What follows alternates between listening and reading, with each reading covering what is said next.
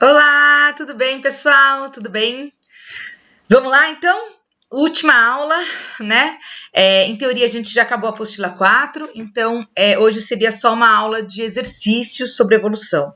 Só uma aula? Não diria só uma aula. Por quê?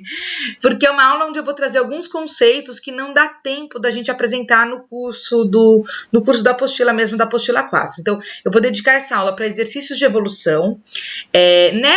Vai ser 3 partes a aula. Nessa primeira eu só vou resolver exercício mesmo de retomada, mas na segunda e na terceira parte da aula eu vou apresentar alguns conceitos que eventualmente caem em vestibular, e caem mesmo, tanto que eu vou trazer questões onde eles caem. Então é importante vocês prestarem atenção porque tem conceitos novos, ok? Então vamos lá. Uma coisa importante. Eu não quero que você assista essa aula apenas ouvindo a minha resolução.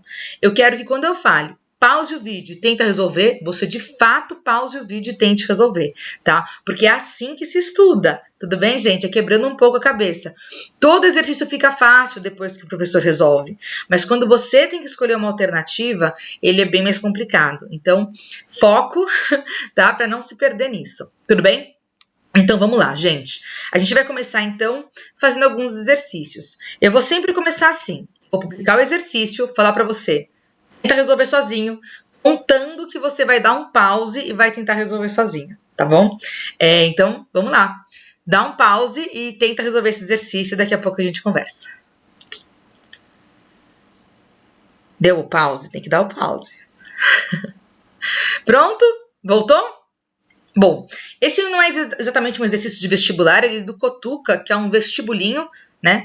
E é uma questão, enfim, que tem... Já ouvi críticas por usar ela, por ela ser uma questão um pouco mais gordofóbica, né? Mas vamos tirar disso, vamos tirar dessa discussão, não quero entrar nesse debate, quero só discutir evolutivamente o que ela traz pra gente, que ela é uma questão boa do ponto de vista evolutivo, por isso que eu pus ela aqui, ó. Vamos lá, ó. A tirinha a seguir representa Charles Darwin, o principal pensador da teoria evolucionista mais aceita atualmente. Aí chega aqui a Eva, essa daqui é a Eva no quadrinho desse autor aqui. Darwin, eu tô gorda. Aí o Darwin fala, para sobreviver nos períodos de escassez, alguns animais possuem um mecanismo biológico de armazenamento de gordura nos momentos de abundância e blá blá blá. Aí a Eva fala, tá. E aí o Adão chega do lado e fala, o negócio é enrolar, né? E ele fala, mas enfim. E aí a questão você tem que primeiro, logo de cara, saber se essa explicação ela tá de acordo com a teoria darwinista ou com a teoria lamarckista, né? E aí já dá uma dúvida muito grande. Eu imagino que para muitos não seja tão fácil a gente chegar a essa conclusão. E aí eu vou dar umas dicas para vocês. O que está acontecendo nesse exercício? Basicamente, Darwin está falando que uma característica surge para resolver um problema. Ele está falando o seguinte, como tem momentos frios, para sobreviver a esses momentos frios, alguns animais possuem esse mecanismo. Só que não é bem isso, seria o contrário, era possuindo um mecanismo de armazenamento de gordura, isso permite que alguns animais sobrevivam ao frio. Então, quando tem um ambiente muito frio, os que não têm esse mecanismo morrem por frio, por hipotermia, e os que têm esse mecanismo sobrevivem. Então, não é que os animais têm esse mecanismo para sobreviver. É por terem esse mecanismo, eles sobrevivem, entende? É uma confusão de causa e consequência. Tem uma palavrinha aqui que nos aponta claramente para o lamarckismo, que é a palavra para. Nenhuma característica surge para nada. As características elas surgem e são ou não são vantajosas de acordo com as características do meio, levando essa espécie a sobreviver ou não sobreviver. Então, bateu o olho numa explicação que tem para, você já sugere que ela seja lamarckista, tá? E essa é. Então, não é darwinista. Opa, eu risquei de baixo aqui, deixa eu apagar. Ela é uma explicação lamarckista. Vamos continuar agora o texto, tá? A explicação apresentada está de acordo com a teoria lamarckista, pois justifica a ocorrência da adaptação por sua finalidade, ou pois justifica a presença da adaptação por seleção ambiental. Darwin não está falando que foram selecionados os portadores das camadas de gordura, pois esses sobrevivem. Ele está falando que, porque essa característica tem uma finalidade, e a finalidade é fazer você sobreviver.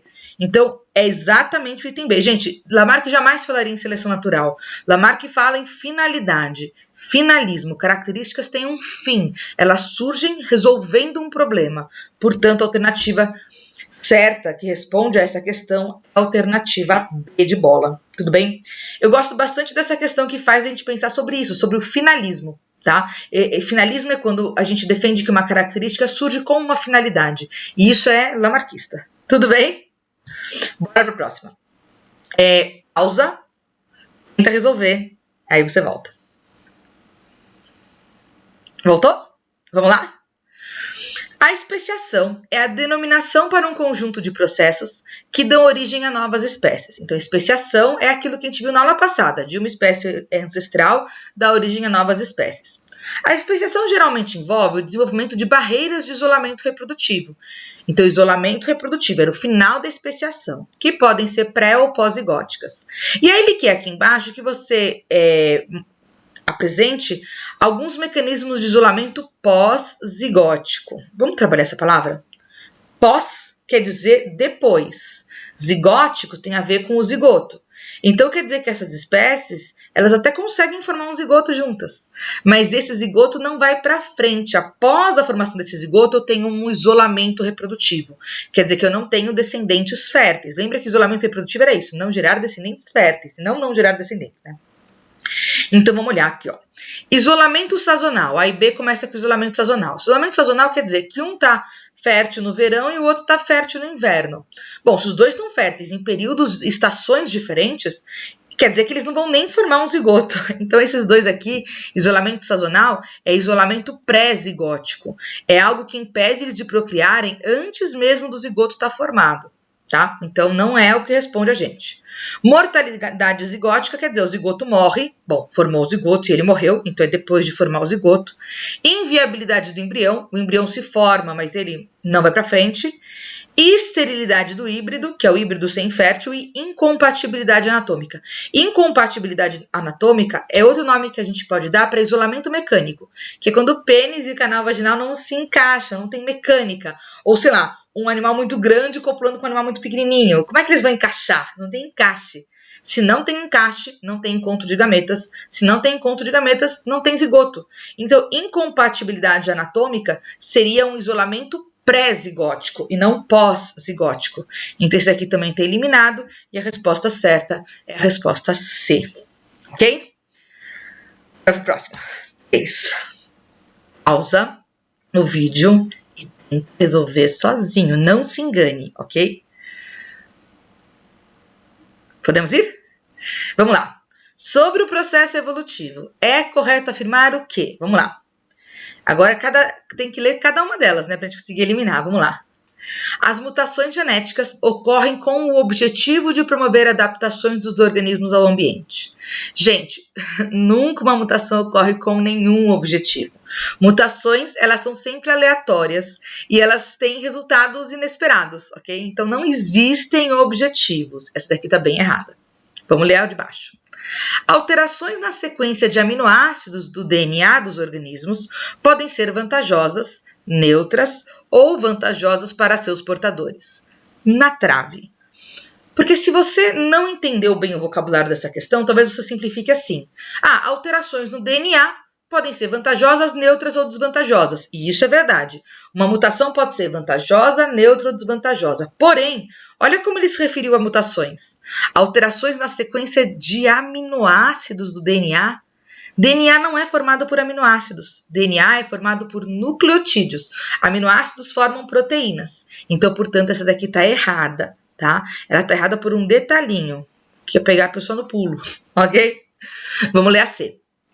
Em uma população, uma característica vantajosa tende a aumentar de frequência na geração seguinte pela ação da seleção natural. Faz sentido, ó. Em uma população com diversidade, uma característica vantajosa tende a aumentar de frequência. Isso quer dizer aparecer em maior quantidade na próxima geração por conta da seleção natural. E é verdade, porque a seleção natural vai fazer esses organismos com a característica vantajosa sobreviverem mais e se reproduzirem mais. A C está certa, ela é nosso gabarito. Mas vamos analisar a D e a E também, tá? D. Os organismos de uma população biológica são idênticos entre si, potencializando a ação da seleção natural. Nunca! A gente precisa de diversidade, a gente precisa de variabilidade entre os organismos da mesma espécie para que tenha seleção natural. Então, essa aqui tá errada porque não tem nada a ver com serem idênticos, tá? E se forem idênticos, pode acontecer numa população onde, sei lá, a reprodução é assexuada. Isso não potencializa a seleção, tá? Isso despotencializa, ok? E o E? Os organismos atuais estão se modificando geneticamente para se adaptar. Olha esse para, gente, que eu acabei de falar na questão do Darwin. Normalmente, quando aparece esse para, dá uma sensação de finalidade, que a característica genética ou a característica física, ela existe para resolver um problema ambiental, para resolver um problema de adaptação. E não, gente. A característica surge aleatoriamente e pode ou não ser selecionada. Isso aqui é bem finalista, ok? Então já bota um xizinho, tá bem errado. Cuidado com esses paras em questão de evolução. E principalmente quando você for escrever uma questão dissertativa. Mas cuidado com os paras também, porque às vezes a gente escreve sem querer, a gente acaba sendo finalista. É normal isso acontecer, tá bom? E a última desse bloquinho de aula é essa daqui. Pausa o vídeo, okay? Tenta resolver e aí você volta. Sério. Foi? Vamos lá. De acordo com a teoria sintética da evolução ou neodarwinismo, a unidade evolutiva é... Ou seja, o que seria unidade evolutiva? O bloco que evolui. O que evolui? Evolui o indivíduo? O que vocês acham? Eu não consigo ouvir a resposta de vocês. Ainda não me acostumei. Última aula EAD e eu não me acostumei com ela. Gente, indivíduos não evoluem, tá? O indivíduo ou ele nasce adaptado ou ele não nasce adaptado. Se ele nasce adaptado, ele é selecionado. Se ele não nasce, ele é eliminado. Ou, enfim, ou tem muita dificuldade para sobreviver e se reproduzir. Essa daqui tá bem errada. Um indivíduo, vamos ler o resto. Pois seu genótipo se altera ao longo da vida. Não, o nosso genótipo se mantém a nossa vida toda, tá? Então essa daqui tá totalmente errada. O genótipo dos indivíduos não se altera, eles não podem ser modificados ao longo da vida. Ou você nasce adaptado ou não nasce e não tem muito o que fazer, tá?